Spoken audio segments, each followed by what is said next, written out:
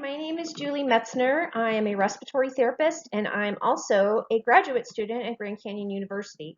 For this presentation, I am going to talk about communication and academic teamwork in higher education.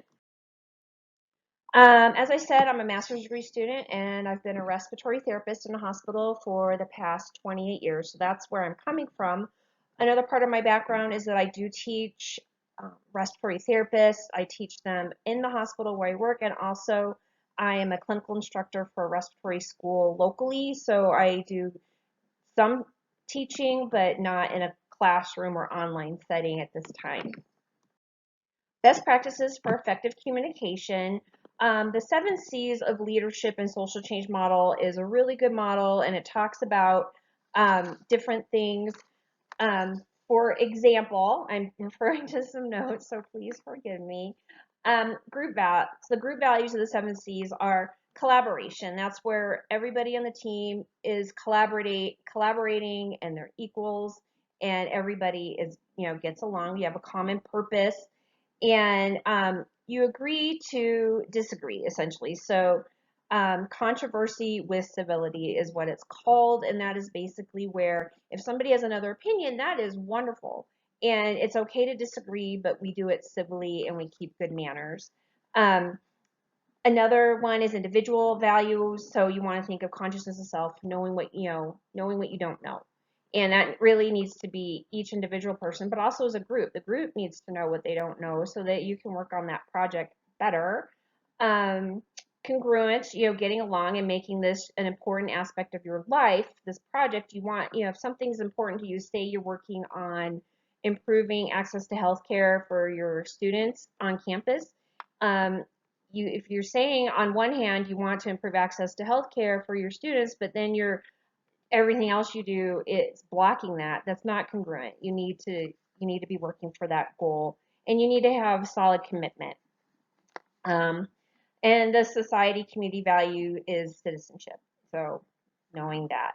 Also, another aspect is ensuring that all communication that you do amongst your colleagues and your team is not only delivering a message, but is also fostering a dialogue, so that instead of me sending out a memo saying, hey, I'm the head of the sociology department, and this is what we're going to do today, and this is how we're going to go from now on, and you must do XYZ. That needs to foster a dialogue with the other instructors in the sociology department and whoever else might be affected to say, hey, why are we doing that? What's the purpose? What are the reasons to do that? And how can we best achieve the goal if it's not doing XYZ, as my memo had stated?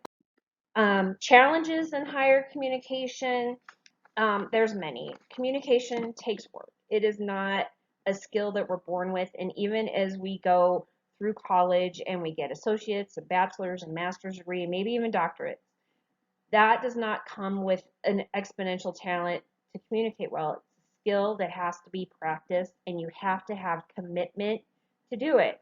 And unfortunately, a lot of academics underinvest in communication. They kind of figure, well, I am brilliant at this, that, or the other thing, and they don't see communication as high level and important to invest their time and energy into. Rather, they invest their time and energy into research, teaching, and probably writing papers.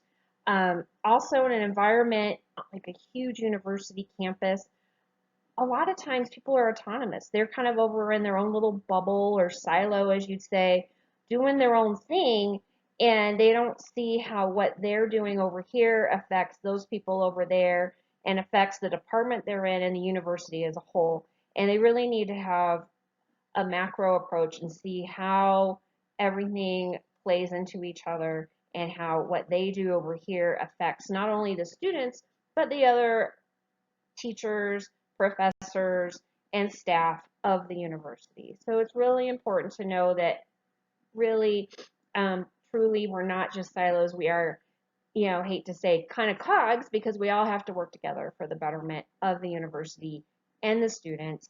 And I'm sure cog is not what people really want to hear. Also, challenges that come with the students. Students come with a variety of backgrounds.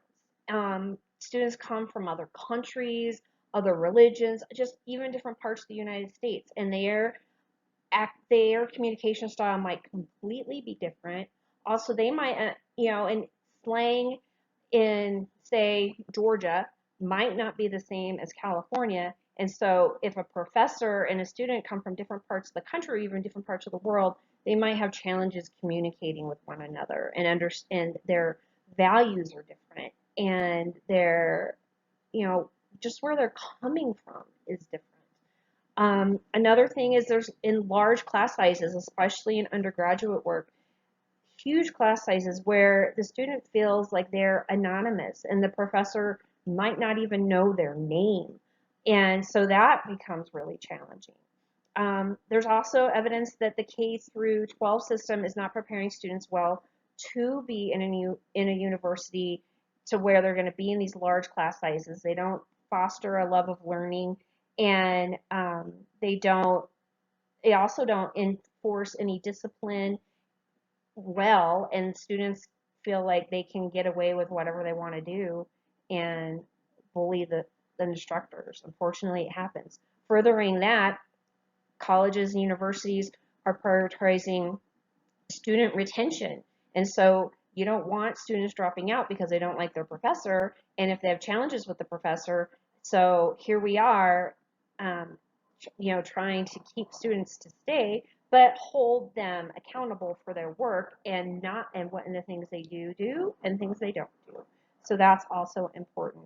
Also, some of these younger students today are still living at home with their parents or grandparents, and they are not maturing as they did in the past. And so immaturity of students interferes with communication as well. Now, if you're dealing with a student or another instructor, somebody who is escalated and is just trying to, get you to, we'll just say, change their grade. They're not happy with their grade, as an example, and they're just yelling at you and creating a scene.